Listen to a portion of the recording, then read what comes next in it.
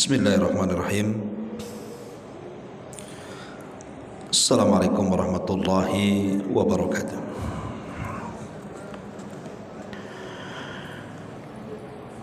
Alhamdulillah,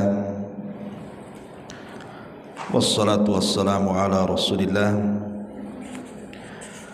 wa ala alihi wa sahbihi wa mawalah wa la hawla wa la quwata illa billahi wa ba'du.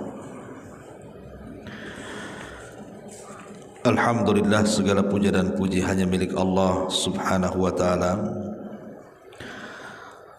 Salawat dan juga salam kita hadiahkan kepada Rasul kita Nabi besar Muhammad sallallahu alaihi wa ala alihi wasallam. Kita lanjutkan kajian kita, masih membahas kitab Minhajul Muslim, dan kita masuk pada bab yang ke-9 tentang akhlak jujur dan juga benar.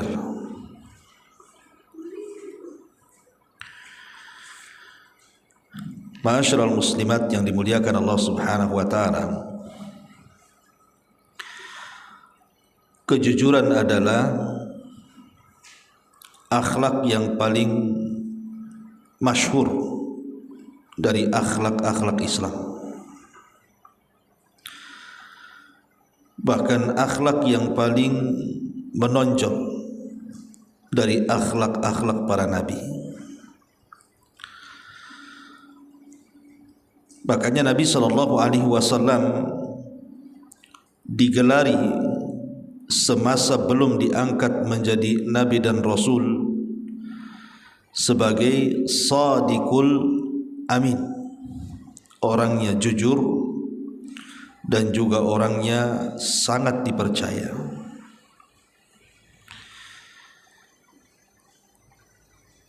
Artinya bahwa akhlak ini sudah ditanam oleh Allah subhanahu wa ta'ala kepada calon seorang nabi,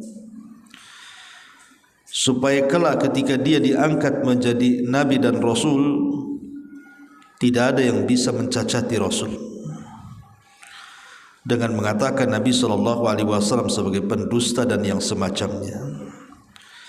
Karena sejak kecil Nabi SAW sudah digelari sebagai As-Sadiqul Amin, orangnya jujur dan juga bisa dipercaya. Lalu dalam Al-Quranul Karim, akhlak ini sangat banyak sekali pujian-pujiannya. Di antara disebutkan di sini oleh pengarang rahimahullahu taala, surah At-Taubah ayat 119. Ya ayyuhalladzina amanu taqullaha wa kunu ma'as shadiqin.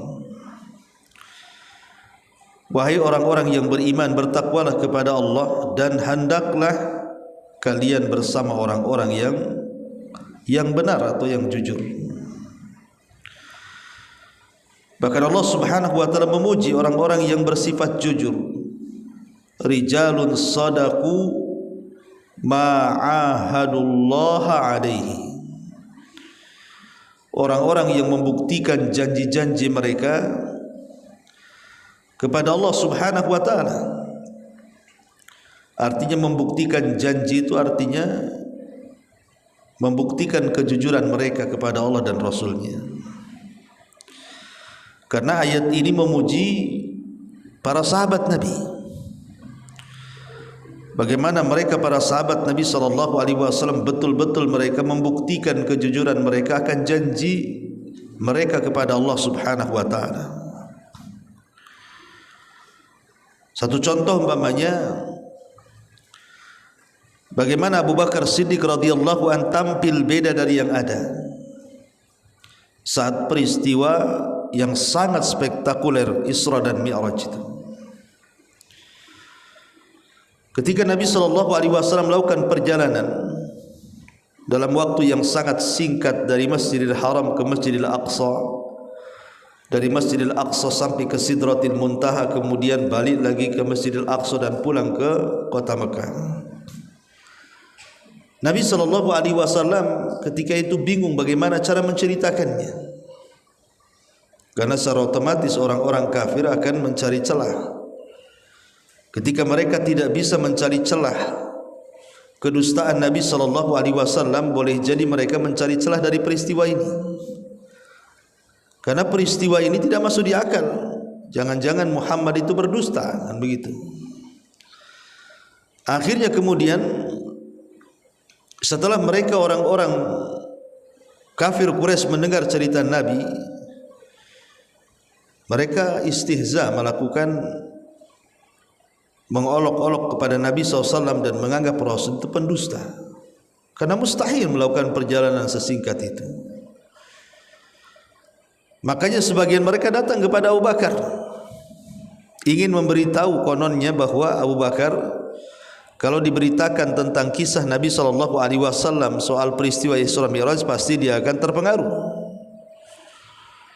Tetapi setelah dihabarkan kepada Abu Bakar, justru Abu Bakar menambah keimanannya dan mengatakan jika sudah terucap dari beliau, maksudnya Nabi SAW, la sadaqah, sungguh dia telah benar. Justru Abu Bakar malah membenarkan peristiwa Isra Mi'raj. Makanya Allah Subhanahu wa taala memuji Abu Bakar Siddiq radhiyallahu anhu dengan menurunkan surah Az-Zumar ayat 3-3-nya, walladzi jaa bis-sidqi wa saddaqa bi ulaika humul muttaqun. Dan orang yang membawa kebenaran, maksudnya Nabi SAW, dan membenarkannya, mereka itulah orang-orang yang bertakwa. Artinya walladzi jaa bis-sidqi, dan orang-orang yang membawa kebenaran, maksudnya Nabi SAW bercerita soal Isra Mi'raj, wa saddaqa bih, dan Abu Bakar membenarkannya. Ulaika humul muttaqun, merekalah orang-orang yang bertakwa. Lihat bagaimana Abu Bakar Siddiq radhiyallahu anhu menampakkan kejujurannya,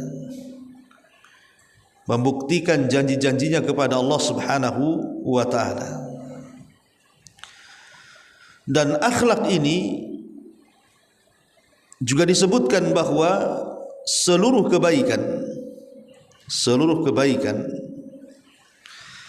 itu sumbernya daripada kejujuran.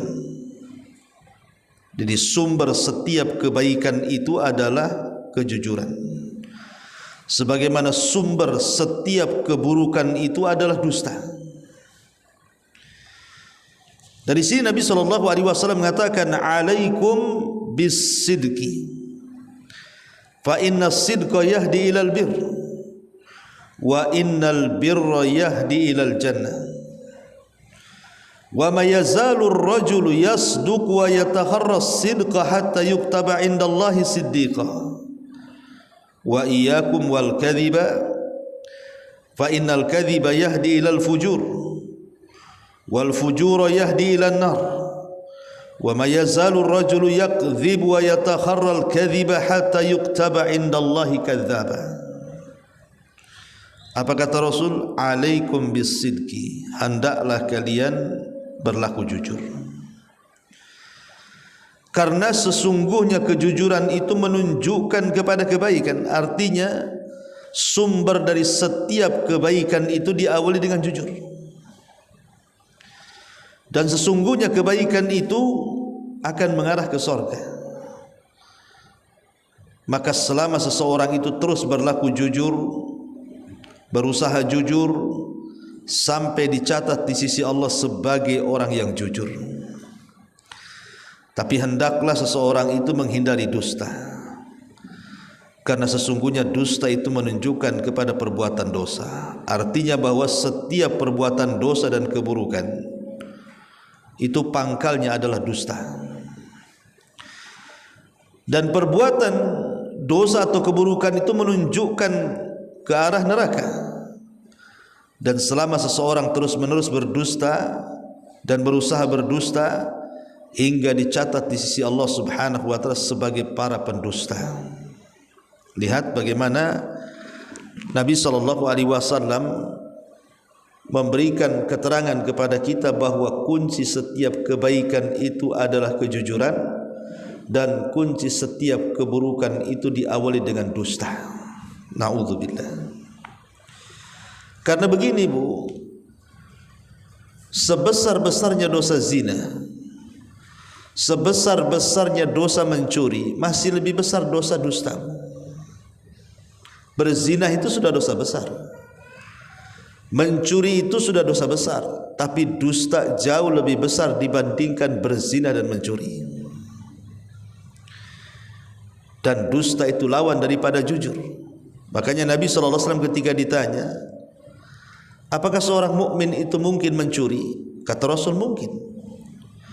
Apa seorang muslim itu mungkin berzina? Kata Rasul, mungkin.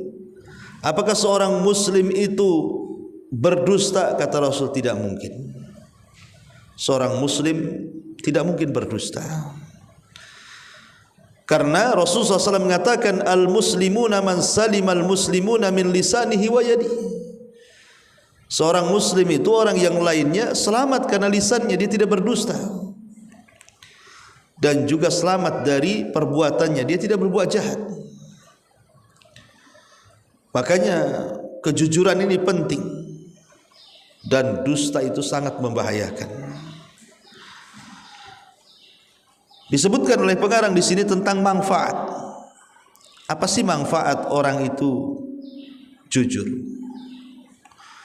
Yang pertama kata beliau di sini, leganya hati, tenangnya jiwa, tentramnya sanubari. Nabi SAW mengatakan, as-sidqu tuma'ninatun. Jujur itu ketenangan. Orang kalau jujur Bu tidak akan cemas. Tapi kalau orang dusta itu sukanya cemas dia. Cemas kalau seandainya ketahuan dustanya.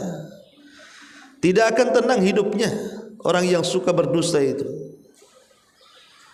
Bahkan orang yang suka berdusta itu kalau sudah ma'ruf, kemudian dia mendatangkan berita yang benar sekalipun, tetap orang menganggap dia pendusta. Itu sebagai hukumannya. Ya kan Bu, kalau ada orang yang dikenal, orang itu suka berdusta, sekali dia bawa berita benar, tetap orang-orang menganggap dia berdusta. Itu hukumannya. Ini yang pertama. Yang kedua, mendapatkan keberkahan di dalam usaha dan tambahan kebaikan. Kata Nabi SAW, al-bayyi'ani bil khiyar ma lam yatafarraqa, fa in sadaqa wa bayyana burika lahuma fi bayyihima, wa in katama wa kadzaba muhiqat barakatu bayyihima. Dua orang yang berjual beli berhak melakukan khiyar, maksudnya pilihan, selagi belum berpisah. Boleh melanjutkan, boleh tidak, selama belum berpisah.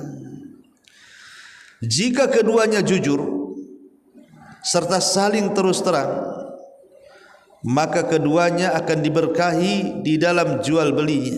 Tapi jika keduanya menyembunyikan cacat atau berdusta, maka akan dihapus berkah jual belinya. Lihat, terkadang di masyarakat itu Bu, orang berpikir bahwa kalau berniaga dan tidak dibumbui dusta, seolah-olah untungnya tak banyak, seolah-olah tak menghasilkan uang yang cukup. Sehingga para pedagang yang kurang beriman kepada Allah dan Rasulnya, yang lemah imannya, terkadang mereka berdusta. Ya contohnya ini, seperti menyembunyikan cacat, pakaian yang hendak dijualnya, celana yang hendak dijualnya, kendaraan yang hendak dijualnya, rumah yang hendak dijualnya, atau dengan cara curang dalam timbangan, menukar-nukar atau mengurang-urang takaran, menukar-nukar barang yang asli dengan yang palsu, dan begitu seterusnya. Itu sering terjadi. Lah dia tidak tahu bahwa hasil yang mereka dapati dari kecurangan itu dari ketidakjujuran itu sama sekali tidak berkah. Sama sekali tidak ada kebaikannya. Kalau dimakan menjadi uang haram. Dan itu penghalang setiap doa yang kita panjatkan. Ini yang kedua, bahwa orang kalau tidak jujur maka berkahnya akan hilang. Sementara kita ini loh hidup ingin mencari berkah. Sedikit tapi berkah jauh lebih baik dibandingkan banyak tak berkah. Kemudian yang ketiga, kebahagiaan setingkat para syuhada. Bayangkan orang yang jujur itu dilevelkan kedudukannya dengan para syuhada. Kata Nabi SAW, man sa'alallaha syahadata bisidqin ballaghahu Allahu manazil asy-syuhada wa in mata ala firashi. Barang siapa yang memohon mati syahid kepada Allah dengan kejujurannya, maka Allah akan menyampaikannya pada kedudukan orang-orang yang mati syahid meskipun dia mati di atas ranjangnya.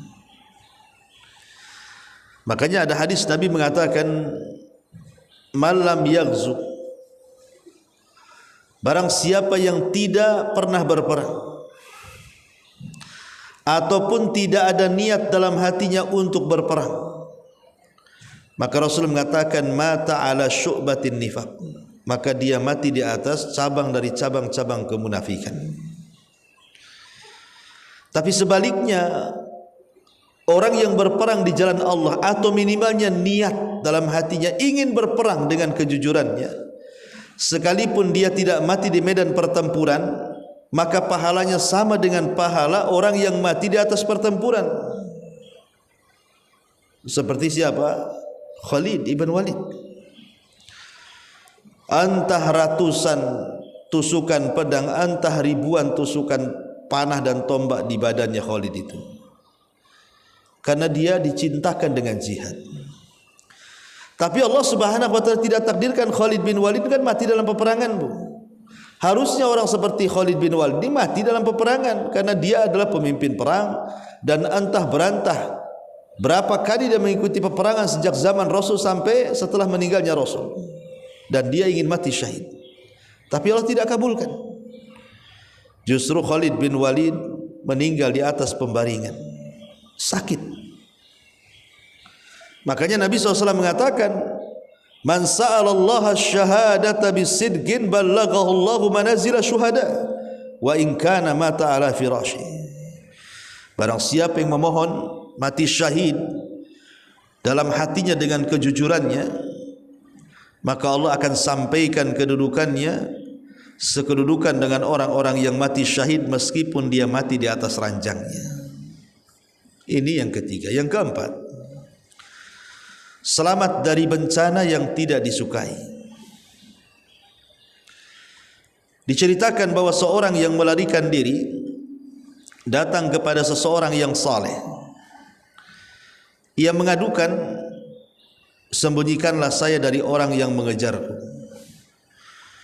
Maka orang saleh ini berkata kepadanya, tidurlah di sini, sambil melemparkan kepadanya penutup dari daun kurma. Maka ketika orang yang mencarinya datang dan menanyakannya, orang saleh itu menjawab kepada mereka, ini di bawah daun kurma. Kan jujur, Bu, memang ada di bawah daun kurma. Namun mengira bahwa orang soleh ini sedang mempermainkan, disangkanya dusta. Akhirnya mereka pun meninggalkan orang tersebut dan dia selamat berkat kejujuran orang soleh itu. Lihat, jelas-jelas orang soleh ini jujur di mana tempat persembunyiannya, tapi karena kemudian dianggap orang soleh ini main-main, akhirnya orang itu meninggalkan dan tidak jadi dibunuh, kan? Dari sini ada faedah bahwa kejujuran itu bisa menyelamatkan. Bahkan disebutkan dalam hadis yang masyhur, kan, Bu, yang kalau kita cerita tentang tawassul, dengan amal soleh itu, tentang kisah 3 orang yang terjerembab dalam sebuah gua kan. Jadi ada 3 orang ini sedang safar, akhirnya tersesat di padang pasir. Ketika sudah mau larut malam, mereka pun mencari tempat perlindungan. Ada gua lah di situ. Masuk dia ke gua. Ketika mereka bertiga sudah di gua, apa yang terjadi? Allah buat pintu gua tertutup dengan batu. Mereka tidak bisa keluar dari situ. Salah seorang di antara mereka mengatakan, wallahi ya haula la yunjikum illa sidq faliyad'u kulla rajulin minkum bima ya'lam annahu qad sadaqa fi. Maka salah seorang yang berakal di antara 3 orang itu mengatakan, demi Allah, kalian semua tidak akan selamat kecuali dengan kejujuran. Kalian tidak akan selamat kecuali dengan kejujuran. Maka berdoalah setiap salah seorang di antara kalian dengan doa yang diketahui, yang ia jujur padanya. Bayangkan, akhirnya kemudian 3 orang ini bertawasul dengan kejujuran amalan mereka. Yang satu dengan birrul walidain, yang satu dengan sedekah, dan yang satunya dengan menjaga kehormatan. Akhirnya kemudian pintu gua itu terbuka. Kata para ulama, lihat bagaimana jujur itu tafrijul kurubat, bisa menghilangkan kesulitan. Karena 3 orang yang dalam gua ini, mereka bertawasul kepada Allah Azza wa Jalla dengan amal soleh yang paling mereka miliki dari keikhlasan, dari kejujuran. Jadi 3 orang ini berfikir amalan apa gitu yang kira-kira ketika dia beramal itu paling jujur amalannya, ikhlas karena Allah Subhanahu wa taala. Maka ketika mereka bertawasul dengan amal soleh itu, tiba-tiba kemudian terbukalah pintu itu. Lihat bagaimana keutamaan orang yang jujur itu juga bisa tafrijul kurubat, bisa menghilangkan kesulitan. Bahkan juga kejujuran adalah taufik untuk melakukan setiap kebaikan. Jadi orang yang jujur itu akan diberikan taufik, diberikan kebaikan dunia dan akhirat. Seperti kisah Ka'ab bin Malik kan, Bu. Jadi ketika Nabi SAW perang kalau tidak salah perang Tabuk, itu kan perang terakhir ya, yang Nabi memimpin pasukan melawan orang-orang Nasrani Romawi. Jadi karena Tabuk itu jauh dari kota Madinah, banyak orang yang tak mau ikut perang, Bu. Terutama orang-orang munafik. Maka mereka mencari-cari alasan supaya mereka tidak ikut perang. Mereka berdusta di hadapan Nabi. Kecuali 3 orang. Salah satunya Ka'ab bin Malik radhiyallahu anhu, dan juga saya lupa namanya. 3 orang lah, salah satu Ka'ab bin Malik pokoknya. 3 orang ini jujur dan memberikan alasan kenapa dia tidak ikut perang Badar, perang Tabuk. Makanya Nabi SAW bertanya kepada Ka'ab bin Malik ini, dan Ka'ab bin Malik menjawab dengan kejujurannya. Makanya Rasul mengatakan, amma hadza faqad sadaqa. Adapun orang ini, maksudnya Ka'ab bin Malik, sungguh telah jujur. Sungguh telah jujur. Laqad taballahu 'alan nabi wal muhajirin wal ansar alladzina tabauhu fi sa'atil usrah min ba'di ma kada yazigul qulubu fariqum minhum thumma taba 'alaihim innahu bihim raufur rahim. Kemudian sejak itulah turun ayat surah At-Taubah ayat 119. Dan sungguh Allah sudah menerima taubatnya Nabi dan Muhajirin dan orang-orang Ansar yang mereka mengikuti pada perang yang sangat sulit, ya, yang sangat sulit sekali, yaitu perang Tabuk yang memang sulit, ya, lawannya keras gitu ya. Tetapi ketika kejujuran Ka'ab bin Malik, akhirnya Allah pun mengampuni dosanya. Kemudian juga kejujuran itu adalah husnul aqibati li ahli fid dunya wal akhirah. Dia akan mendapatkan akhir kebaikan, baik di dunia ataupun di akhirat. Baik di dunia ataupun di akhirat. Di dunia contoh kisahnya siapa? Kisahnya Nu'man ibn Thabit, Thabit ibn Ibrahim, ayahanda daripada Abu Hanifah. Jadi ketika dia bekerja di salah satu ladang dari ladang-ladang pohon, buah delima. Jadi dia bekerja di salah satu ladang buah delima. Jadi majikannya kemudian datang meminta untuk diambilkan buah delima, dia ambilkan, tapi tidak mendapatkan yang manis rasanya, malah yang asam gitu ya. Kemudian memerintahkan lagi untuk mengambil lagi buahnya, dapat yang asam lagi, tidak ada yang manis, sampai berkali-kali, sehingga marahlah majikannya dan mengatakan, kau sudah bekerja lama di sini, kenapa kau tidak bisa membedakan mana delima manis, mana delima masam? Ya. Maka dengan jujurnya ayahanda Abu Hanifah mengatakan, demi Allah wahai Tuan, selama saya bekerja di sini, jangan lagi yang ada di pohon delima itu, yang jatuh pun saya tidak pernah makan. Yang jatuh pun tak saya ambil, apalagi yang ada di pohonnya. Sehingga aku tidak pernah merasakan delimamu ini manis ke asam, saya tak tahu. Apalagi sampai membeda-bedakan yang ini manis, yang ini asam, saya tidak paham. Maka ketika majikannya ini melihat kejujurannya, Thabit ibn Ibrahim, akhirnya kemudian dia pun meminang untuk putrinya. Dari pernikahannya lahirlah Abu Hanifah. Itulah berkah kejujuran gitu ya, melahirkan keluarga yang baik. Termasuk juga hal yang sama terjadi kepada Abdullah ibn Mubarak, ayahandanya. Karena kejujurannya akhirnya menikah dengan wanita yang salihah, lahirlah Abdullah ibn Mubarak.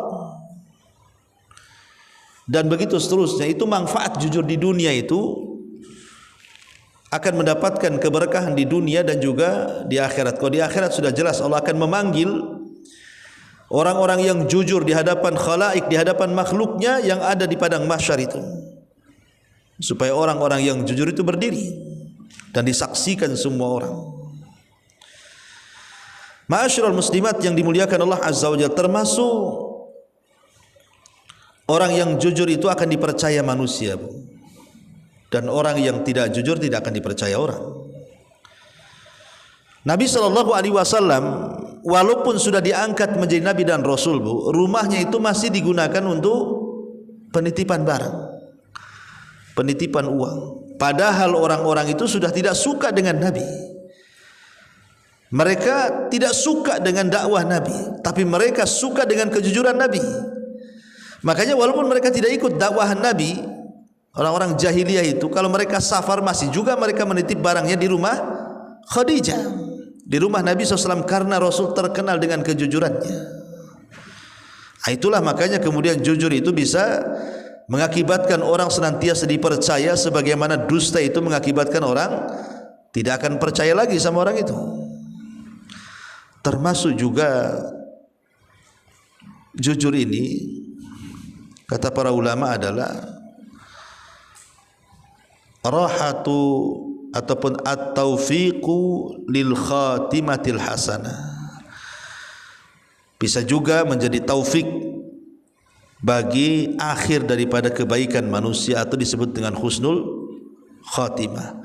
Bahkan orang-orang yang jujur itu akan mendapatkan pujian di hadapan para malaikat yang ada di langit sana, berdasarkan hadis tadi, hatta yuktaba indallahi siddiqo, sampai Allah mencatat dia di hadapan para malaikat di langit sebagai orang yang jujur. Nama kita disebut-sebut di langit karena kejujuran kita. Dan yang terakhir tentunya juga al-fauzu bil jannati wan najat minan nar. Ini inti daripada kejujuran, orang akan mendapatkan sorga dan orang akan terhindar dari api neraka. Dan itu disebutkan dalam surah Al-Maidah 119. Hada yaumun la yanfa'u sadiqina sidquhum lahum jannatun tajri min tahtihal anhar khalidina fiha abada radhiyallahu anhum wa radu'an dzalikal fawzul azim.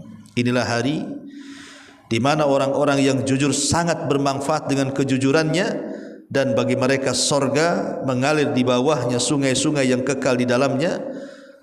Allah redha kepada mereka dan mereka pun redha kepada Allah Subhanahu wa taala. Kemudian mu'alif rahimahullah tadi sini menyebutkan tentang tanda-tanda kejujuran. Apa saja? Yang pertama, bicara dengan benar. Seorang muslim apabila berbicara tidak akan membicarakan selain kebenaran dan selain kejujuran. Nabi SAW mengatakan, ayatul munafiki thalathun, idza haddatsa kadzab, wa idza wa'ada akhlaf, wa idza tumina khan. Tanda-tanda orang munafik tiga: bila bicara berdusta, bila berjanji ingkar, bila dipercaya khianat pula. Itulah tanda jujur itu, kalau ucapan dengan perbuatan sama, ucapan dengan hati sama. Yang kedua, jujur di dalam bekerja. Seorang muslim bila bekerja bersama orang, maka ia akan jujur di dalam kerjanya, tidak menipu, memperdaya, berdusta, membujuk di dalam berbagai keadaan apapun untuk melakukan kedustaan. Intinya dia jujur, tidak memotong jam pekerjaan, ya kan? Pamannya jamnya jam 7, ya jam 7 dia kerja, bukan jam 7 dijanjikan jam setengah 8 pula dia kerja. Sementara ketika dia meminta gaji, dia pula tidak mau dikurangi, padahal dia ketika bekerja selalu mengurangi waktu. Tapi kalau gajian tidak mau dikurangi, ini kan orang seperti ini nggak tahu diri. Maka jujurlah dalam bekerja, karena jujur dalam bekerja ini pasti akan suka, Bu. Pamannya ibu buka warung, kemudian ibu ambil kasir ataupun pekerja lainnya. Kalau ibu tahu kasirnya jujur, tidak pernah nilep duit, kemudian pekerjanya juga jujur, tidak pernah menghilangkan jam bekerja dan begitu seterusnya, amanah, tidak tidur, tidak apa, siapa yang tidak ingin mempertahankan karyawan seperti itu kan? Karena memang itulah sikap seorang muslim, harus jujur dalam bekerja. Kemudian yang ketiga, jujur dalam tekad. Maksudnya seorang muslim apabila telah berniat melakukan sesuatu perbuatan yang harus dilaksanakan, dia tidak akan ragu, bahkan akan langsung mengeksekusi perbuatannya. Kemudian yang nomor 4, jujur dalam berjanji. Seorang muslim jika berjanji kepada seorang, maka ia akan memenuhi janjinya. Makanya dahulu di zaman Bani Israel ada orang ngutang duit. Setelah waktu pembayaran berjanji di sebuah tempat. Akhirnya ketika orang yang meminjam uang itu hendak mengembalikan uangnya, ketika hendak mencari orang yang dipinjaminya, rupanya Allah takdirkan terhalang dengan sungai. Dia harus nyebrang, tapi tidak ada kapal untuk menyeberang. Tapi karena dia sudah janji hari itu harus sampai uang itu, maka dia pun mengambil kayu, kemudian diletakkan uangnya dalam kayu, kemudian diikat, kemudian dihanyutkan, dan ditulis surat di situ. Dan dia mengatakan, ya Allah, aku janji hari ini, tolong sampaikan lewat kayu ini uang kepada dia. Subhanallah. Lah orang yang meminjami uang itu sudah nunggu juga di arah sungai yang berbeda. Ketika lama kok tidak nampak orangnya, ya sudahlah. Kalau memang dia mau bayar, ya alhamdulillah, kalau enggak ya sudahlah. Tapi biar tidak pulang tanpa barang, dia melihat ada kayu yang hanyut. Lumayan bisa jadikan kayu bakar. Dia tidak tahu dalam kayu itu ada uangnya. Akhirnya dia ambil kayu itu dan Allah sampaikanlah kejujuran orang yang meminjam uang ini, sampai juga kepada orang dipinjaminya dengan izin Allah Azza wa Jalla. Ya tapi jangan ditiru kayak gini, Bu. Kalau ibu buat kayak gini ya hanyutlah. Ini kan cerita Bani Israel yang lihat bagaimana keajaiban jujur itu sampai seperti itu. Kemudian juga jujur dalam berpenampilan. Seorang muslim tidak akan menampakkan penampilan yang tidak sesuai. Jujur, Bu, kalau ibu pendek, janganlah pakai sandal yang tinggi gitu. Ibu tingginya 1,40 m, Pengen 2 meter beli sepatu setengah meter. Ngapain Bu, ya jatuh nanti. Itu kayak orang-orangan sawah namanya. Jadi jujur dalam berpenampilan. Ya sudahlah, penampilan ibu ya pendek lah. Itu ciptaan Allah, insyaallah itu yang terbaik. Ya. Karena ada orang yang tidak jujur Bu. Ada orang yang laki-laki ingin jadi perempuan, akhirnya suntik silikon sana sini, akhirnya hancur mukanya. Allah sudah kasih baik muka itu, kenapa dihancurin dia? Nabi SAW mengatakan, al-mutasyabbi' bima lam yu'ta kalabisi thawbazur. Orang yang pura-pura memiliki barang yang bukan miliknya, maka bagaikan dia mengenakan 2 pakaian palsu. Jadi tidak boleh seseorang itu memberikan penampilan yang tidak jujur.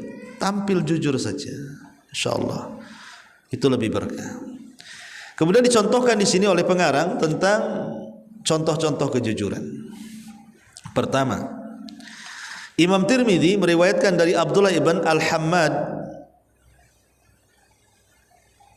Abdullah ibn Al-Hamsa, dia berkata, saya pernah membeli sesuatu dari Nabi sallallahu alaihi wasallam sebelum beliau diutus sebagai nabi.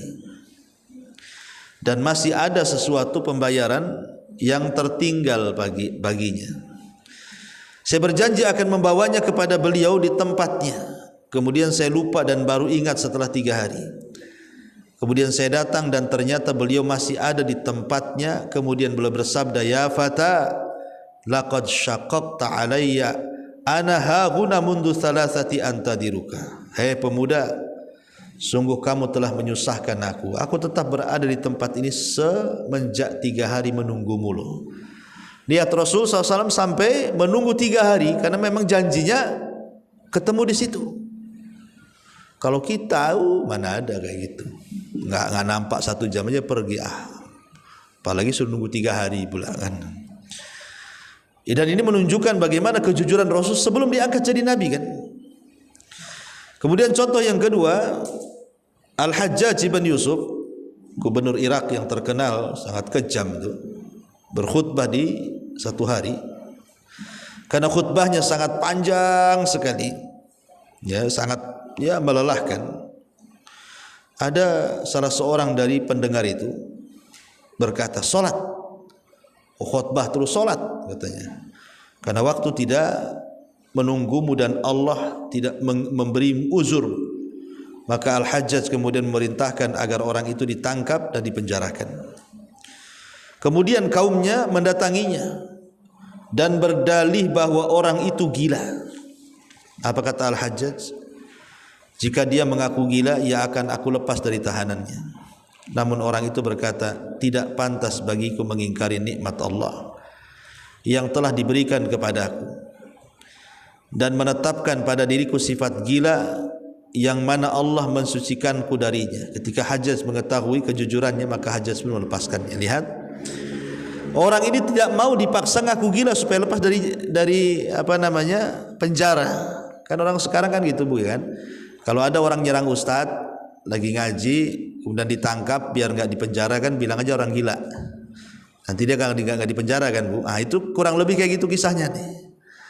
Jadi orang itu kalau kau ingin lepas karena kau sudah mengomentari Hajjaj bin Yusuf dengan komentar yang buruk, akhirnya dipenjara. Kau ingin lepas dari penjara, pura-pura gila lah kamu. Oh, udah mau. Dia bilang nggak mau saya. Tidak pantas bagiku mengingkari nikmat Allah. Aku ini orang sehat. Kenapa pula aku gila katanya? Tidak mau. Tapi justru kata-katanya itu akhirnya masuk ke sanubari Hajjaj dan mengatakan, ya sudahlah kalau gitu lepaskan orang. Orang itu orang jujur katanya. Kan luar biasa.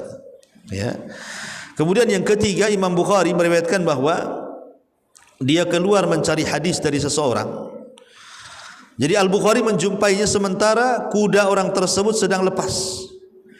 Dia mengisyaratkan, memanggil dengan selendangnya seakan-akan dia di dalamnya ada gandum. Kemudian kuda itu datang dan memegangnya. Imam Bukhari bertanya, adakah Anda memiliki gandum? Orang tersebut tidak, akan tetapi saya mengelabuinya.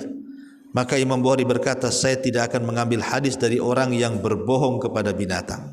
Lihat, sebab kalau bohong kepada binatang saja terjadi, dikhawatirkan bohong kepada Allah dan Rasulnya. Begitulah para ulama, ya. Mereka berusaha untuk menghindari dusta. Kenapa? Karena dusta itu sifatnya munafik. Dan kalau orang terbiasa berdusta, maka nama dia akan dicatat sebagai pendusta. Dan dusta itu bisa menolak kejujuran. Dan dusta juga bisa menghancurkan segalanya. Betapa banyak orang-orang yang berdusta akhirnya rusak keluarga, rusak pertemanan, rusak pekerjaan, rusak pangkat dan jabatan. Pokoknya dusta ini merusak segalanya. Dan jujur itu justru membangun segalanya. Inilah diantara akhlak yang sangat terpuji dalam Islam, akhlak jujur. Wallahu a'lam bishawab. Sampai di sini. Taib, sebelum saya tutup silakan kalau ada yang bertanya.